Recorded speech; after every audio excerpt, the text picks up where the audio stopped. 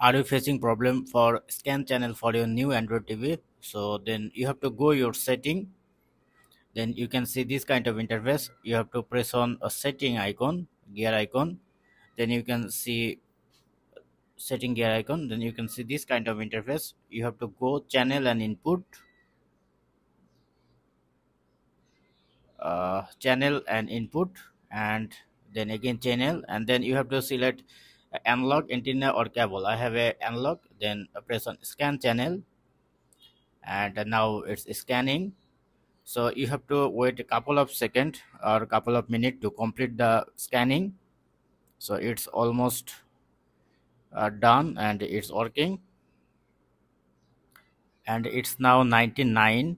Now I once 100% you have to press on OK to finish, and your channel will be comes automatically. So hope video helpful. Please thumbs up, and if you have any question feel free to ask in comment section below. Have a good day. Subscribe us.